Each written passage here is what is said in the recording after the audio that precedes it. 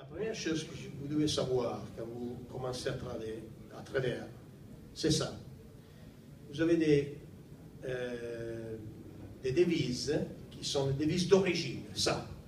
Alors nous, on trade les 8 devises plus importantes, qui sont l'euro, le dollar, le franc suisse, les yens, la sterling, et après les 3 devises qui sont liées au commodity currency, au commodity marché, c'est-à-dire les matières premières. Et ces devises sont Australie, New Zealand et Canada. Okay? Alors, ils sont 8 devises, et contre le dollar, ils sont 7 paires, qui sont très importantes. Moi, je les appelle ça l'échange d'origine. C'est-à-dire qu'ils sont l'échange que les market makers ils vont coter. Les autres échanges, qui sont les échanges dérivés, ils ne sont pas cotés dans les plateformes. Il y a seulement une multiplication, une division entre l'échange d'origine. Je m'explique? Alors vous avez euro-dollar et dollarien qui sont cotés par les market makers. Moi, j'ai fait les market makers. Quand tu fais les market makers, tu dois donner la liquidité sur le marché. C'est-à-dire que tu dois coter les bids et les asks. Alors tu vas coter 30, 32, 33, 33, 40, 42. Et tu ne sais pas si quelqu'un il te vend ou il t'achète. C'est ça le rôle du market maker. Il est très important. Il y a tout le monde qui ne comprend pas le rôle du market maker. Alors là, vous savez que quand vous cotez, les seules cotations que vous avez dans les marchés principaux sont les cotations de l'échange d'origine, c'est-à-dire l'échange contre les dollars. Vous voyez les boutons rouges, la caractéristique qu'ils ont ensemble, c'est donné dans le fait qu'il y a les dollars. Alors, quelquefois les dollars, il y a un numérateur, quelquefois il y a un dénominateur. Alors, pour commencer à faire l'échange, il faut comprendre la structure au marché. C'est-à-dire qu'il y a l'échange contre le dollar qui sont les changes d'origine, et les autres, ils sont appelés dérivés. Alors, comment on peut calculer un change dérivé? Par 2 changes d'origine. Alors, si vous prenez euro-dollar et dollar-yen, et vous faites la multiplication de ça, vous trouvez simplement l'euro-yen. Alors ça, c'est très important de voir, parce que vous comprenez que dans les marchés, imaginez que les marchés il est comme une famille, et les changes d'origine sont les parents. Et tous les dérivés sont les fils, les enfants. Ok? Alors, les comportements de fils sont dérivés dans le comportement des parents. Alors, si vous multipliez ou divisez toute cette change d'origine, vous trouvez 7 fils, 7 enfants. Vous comprenez ça? Alors, il y a deux façons de fils, 2 façons des enfants. Les enfants légitimes et les enfants illégitimes. Excusez-moi si j'ai fait cet exemple, mais peut-être que vous comprenez mieux. Parce que dans les plateformes, vous trouverez toujours les bleus boutons, pas les jaunes. Parce qu'il y a des changes conventionnels qui sont Euro-New Zealand, mais vous ne trouverez jamais dans les plateformes, à part quelques plateformes qui sont américaines, vous ne trouverez jamais New Zealand Euro. Vous trouverez toujours Euro-New Zealand. Et alors, dans les plateformes, vous trouvez seulement que les fils légitimes, c'est-à-dire qui sont des échanges conventionnels, qui sont cotés par les market makers. Alors moi, maintenant, je vous explique la première façon de trouver la corrélation, parce que les marchés, le forex, il est lié entre corrélation par les devises principales. Alors, les devises d'origine, les monnaies d'origine qui sont les seules cotées par les market makers, c'est toutes les devises contre $, quand tu vas les multiplier ou diviser, tu vas trouver les fils, c'est-à-dire les changes dérivés. Alors, l'euro-yen, c'est simplement une multiplication entre l'euro-dollar et le dollar-yen. C'est facile. Alors, quand j'ai commencé à travailler à faire les cambistes en 1987, moi, il n'y avait pas de plateforme. Alors moi j'avais la machine. Alors quand quelqu'un me demandait, Saverio, tu dois faire pari lire, franc français contre lire pour 20 millions de francs. Alors moi, qu'est-ce que je faisais? Je prenais des marques lire et je divisais pour les marques pari. Je faisais marque lire, divisé marque pari avec la machine. Et je devais être très vite à le faire. Parce que l'autre market maker, il voulait savoir le prix. Et toi, si tu es market maker, tu dois donner les bid et l'ask, tous les deux. Maintenant, vous êtes utilisateur, vous n'êtes pas market maker. Alors, vous travaillez sur l'ask que vous achetez, sur les bits que vous vendez. Mais les market makers, pour les market makers, c'est le contraire. Le market maker achète sur les bits parce qu'il a les spreads qui est à faveur de lui. C'est le premium at risk, il s'appelle. Okay? Alors, si vous comprenez ça, vous commencez à comprendre les corrélations entre les marchés. C'est très important de comprendre les corrélations. C'est-à-dire, et vous verrez qu'il y a différentes façons de corrélation. Alors, pour l'instant, je vous demande c'est quelle opération que vous devez faire pour trouver aussi New Zealand. Si vous savez aussi dollar, New Zealand dollar. C'est facile, mais bon, au début, surtout au début, quand on commence à faire l'échange, c'est pas évident de trouver cette change dérivé à partir du change d'origine. Je m'explique? Est-ce que vous avez un problème à comprendre mon français? Quand j'étais plus jeune, il disait que je parlais français comme une vache espagnole. C'est facile.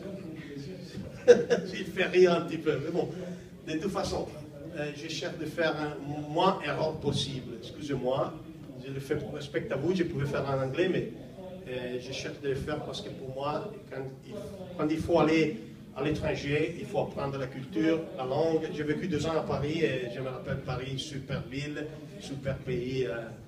J'ai beaucoup de nostalgie. Okay. Alors, aussi dans la devise New Zealand dollar, tu trouves les fils. Alors, si le comportement du fils est dérivé du comportement du parent, c'est facile à trouver des corrélations. Mais il y a 2 façons de corrélation. Corrélation typique, classique, nous appelons corrélation classique, et les autres sont corrélations atypiques, on peut dire. Ok, c'est le contraire. Mais les corrélations, c'est pas le contraire, mais bon, on va trouver la différence. De toute façon, moi, j'ai cherché de faire vous comprendre qu'est-ce que c'est la corrélation classique. La corrélation classique, c'est ça. Si le dollar monte contre une devise, il va monter théoriquement aussi avec une autre devise. Alors, si le dollar monte avec le New Zealand, ça veut dire que le New Zealand dollar, il va baisser. OK? Et alors, si le New Zealand dollar veut baisser, qu'est-ce qui peut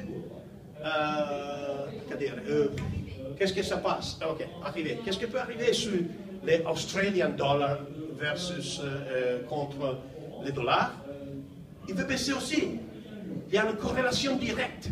OK? Alors, la corrélation classique, moi je cherche de vous donner la théorie. Il y a 2 types de corrélations.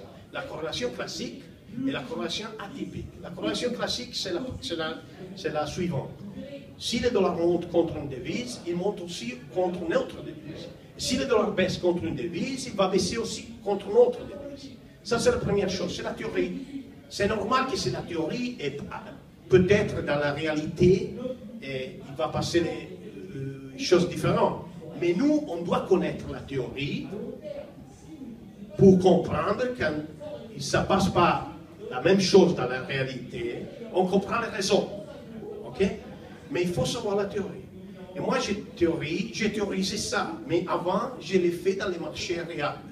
Alors, j'ai eu une méthode qui est pas déductive, mais inductive. C'est-à-dire, dans l'expérience, j'ai fait la théorie et je monte une théorie. Et la théorie déductive, c'est le contraire. Moi, j'ai fait la théorie et puis je vais l'expérimenter, comme tous les livres sur le trading. Vous achetez un livre sur le trading et vous croyez qu'il y a le sacre graal, que vous trouvez la solution de votre vie. C'est pas vrai. Oubliez ça. Les livres sont faits pour être vendus. J'ai jamais écrit un livre sur le trading. Moi, je trade toutes les journées.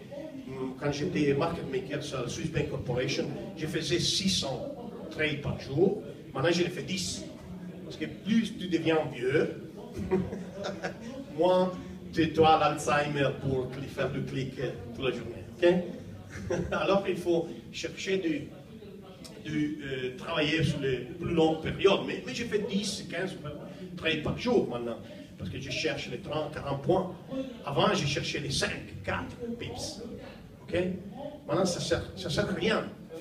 Mais de toute façon, il faut comprendre les corrélations. Alors, la première corrélation, c'est ça. La deuxième corrélation, c'est une autre corrélation qui dépend de risk appetite, risk aversion. C'est-à-dire, quand le marché actionnaire il va tomber, qu'est-ce que ça passe au dollar? Qu'est-ce que ça passe au yen? Okay? Alors là, il y a risk on, c'est-à-dire risk aversion. Tu as peur d'investir parce que quand il y a les equity markets qui tombent, qu'est-ce que ça passe au marché du change? Les yens, il va renforcer. Les monnaies qui sont considérées refugio, safer, refuge, ils sont les plus achetés du monde. Okay?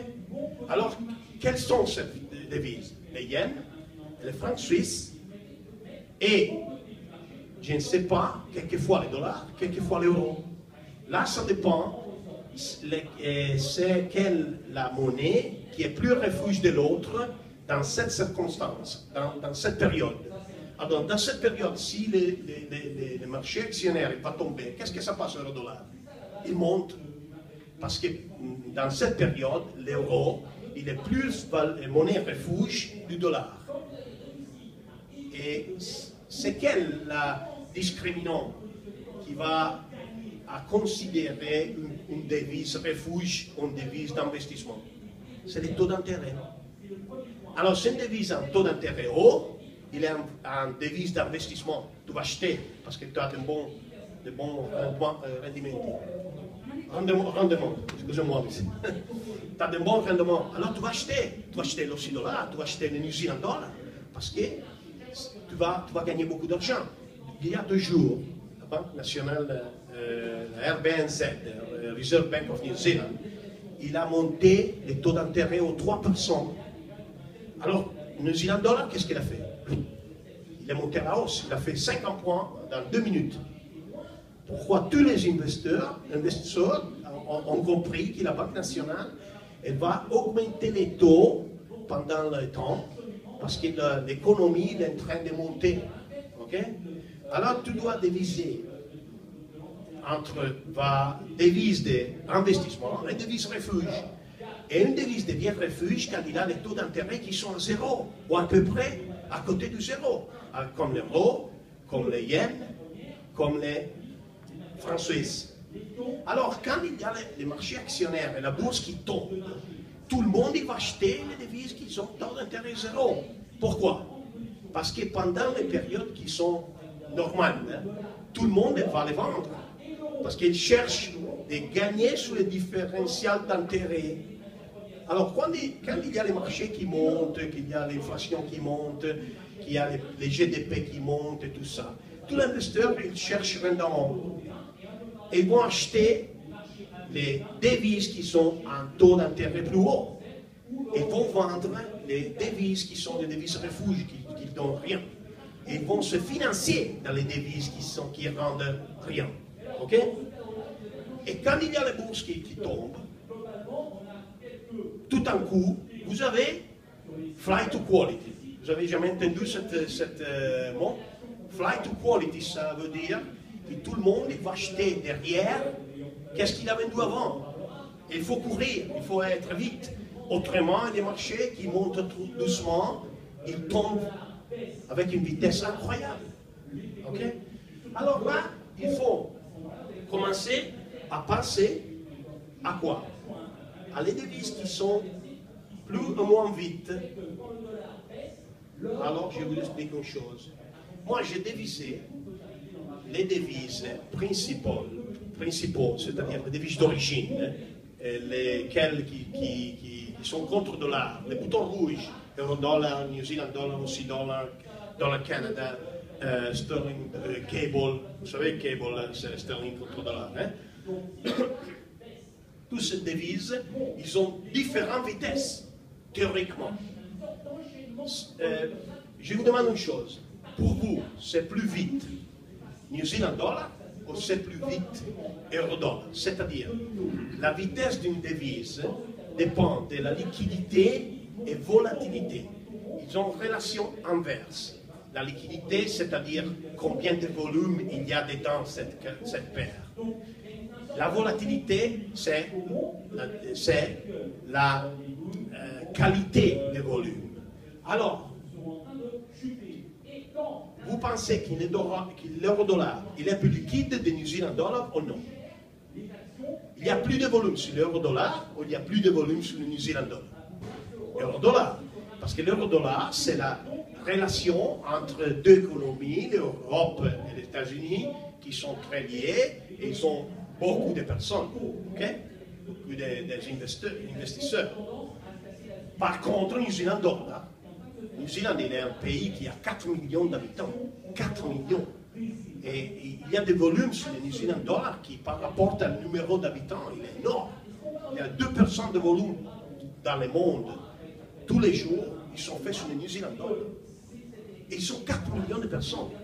C'est une économie qui est incroyablement fort. Okay? Alors, vous imaginez la spéculation, s'il va attaquer un pays comme ça, il peut le détruire dans 5 minutes. Pourquoi ils ne le font pas? Parce que c'est un pays qui est sérieux. Il n'a pas de dette publique, il a tous les comptes qui sont en ordre. Alors, il n'y a personne qui va attaquer New Zealand comme pays. Okay? Alors là, si vous comprenez la relation, les corrélations classiques et la vitesse des devises, vous comprenez très bien la première corrélation qui vous aide quand vous faites du trading.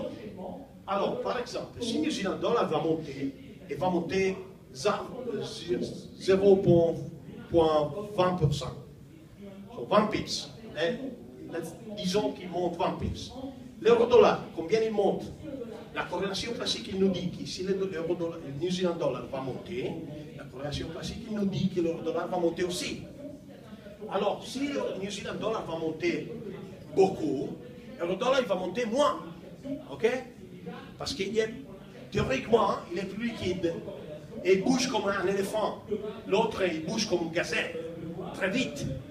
Ça, c'est théoriquement. Mais si vous apprenez ça, après, vous comprendrez très bien comment ça marche.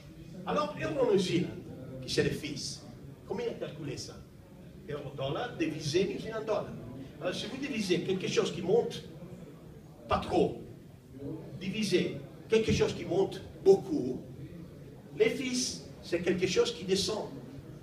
Alors, quand vous voyez Euro New Zealand qui va baisser, vous devez déjà savoir que Euro New Zealand il peut baisser parce que New Zealand il bouge avant et après, l'euro-dollar il suit. Ça, c'est la corrélation classique. Et quand vous voyez les corrélations, vous pouvez comprendre dans les corrélations classiques, ça.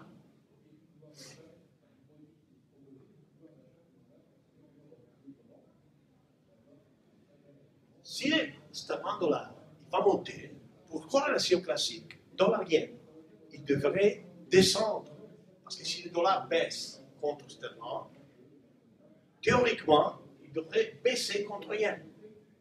Okay? Alors, vous pouvez trouver toutes les corrélations, considérant que, vous savez, la vitesse entre les classes de volatilité entre les 7 paires de monnaies plus importantes, et vous avez aussi trouvé la solution de comment ils bougent les fils, comment ils bougent les échanges dérivés, si vous savez la corrélation classique et la vitesse qui bouge les principaux couples